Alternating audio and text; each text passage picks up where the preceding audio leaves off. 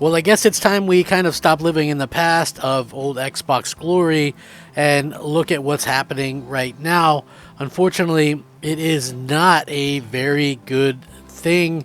And unfortunately, it's going to be one of the things that a lot of people are going to be talking about for a long time. So the quarterly reports come out, and as you guys know, last quarter, Xbox sales were down 30%. Xbox console sales are down another 30%. According to this report, they just reported the new filings and earnings call that Xbox console sales are down 30% after they were already down 30% in April. Microsoft has been well behind its competitors, Sony and Nintendo, for years now in terms of hardware sales, and it's clear that it is definitely transforming into some kind of different thing completely. According to this, Microsoft's hardware declines this time around were driven by lower volumes of consoles sold, obviously, as relayed on the earnings call, and a repeat of a similar statement in April, which had an almost identical decline. A lot of people are wondering if this means they're going to not make hardware. They've already kind of made it a commitment to make hardware. What that is anybody's guess at this particular juncture. I don't really know myself. I do think that what we're going to see is maybe something that is hybrid. Maybe it's something that is, handheld. I don't know. Maybe it's a third-party thing. Maybe it's like a Steam machine or something. I don't really know. But what I do know is that, at the end of the day, Microsoft has to have realized that what they were doing wasn't going to end well for them. And the reason why it wasn't going to end well for them is because whenever you start to make people uncertain about your product, they're not going to buy it, right? And I've been in a GameStop where people were talking about Xbox, and this isn't GameStop employees. These are just, regular people. And, I've seen people kind of go, oh, well, that they've stopped making consoles, or they're about to stop making consoles. And, it's just one of those things where, that's not true. But would you be surprised if that does happen? Like, for me, I don't think I would be surprised in the least if that happens. I would probably be not surprised at all, to be quite frank about it. It's just one of those things that they don't care about the console. So whether that means they're good or bad, they are making money as a third-party publisher. But again, if you have a console, that to me is you're in to get Game Pass subscribers, to get people to buy your games. You make 100% of the revenue on the digital games that you sell on your store. You make 30% of the third-party games that you sell in your store. You make 30% of all the microtransactions that you sell in your store. You kind of set yourself up to lose that stuff. With that, and the way that they were talking was very much in a situation where they were like, hey, we're big on PlayStation now. So the future right now to me is very uncertain.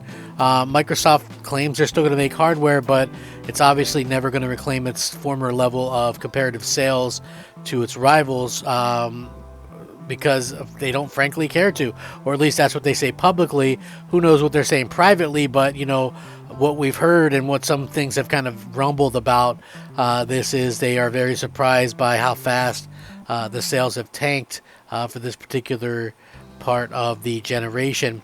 Game Pass is fast approaching a subscription ceiling as well, if it hasn't already, as they didn't even report Game Pass growth or anything like that. Microsoft is also heavily relying on game streaming as a future, which obviously remains a super, super, super tiny part of the market and far from the best way to play video games. There's a lot of challenges ahead that Microsoft has to kind of deal with, and opening up its IP to other platforms it's not really going to do all that much in the grand scheme of things. Microsoft really needed to kind of have a situation where they have games on a regular basis. Like, that's what you needed to do. It's not like you needed some like super weird thing. You needed video games. You needed exclusive games. You needed things that that basically that Xbox needed to sort of keep things kind of rolling, for people to get excited about. Like, I get that there's a certain subset of people that love Game Pass and getting their free games, despite the fact that you're paying $200+ a year to rent those games. At the end of the day, you have to have people be excited for these things, and I just don't, I don't see that happening. I just don't, and it's really unfortunate because Microsoft has, a very, a very good console, to be honest, and to see them continually flub this and continue to lose customers and things like that, I think that it really, really shows that they don't care. They haven't invested well into the platform. They're too focused on, okay, well, what might happen, 15 years from now, 10 years from now, instead of what's going to happen right now or the next year or two. Like Phil Spencer's famous for going, well, how does this help the industry? I would ask, how does Xbox completely fail into contend and be competitive? How does that help the industry, Phil? To be real about it. Like, how does that help anything? I don't get it. I don't understand the thought process behind it. I don't understand why they do the things that they're doing. To be quite clear, I feel like they make mistake after mistake, and people that just ignore it and will go, oh, well, they've made all this money. Well, they bought the biggest IP and publishers in gaming. I mean, anybody could have done that and made money. That's the part that gets me, is people act like that means something. Like, that doesn't mean anything. The Xbox itself is doing terribly.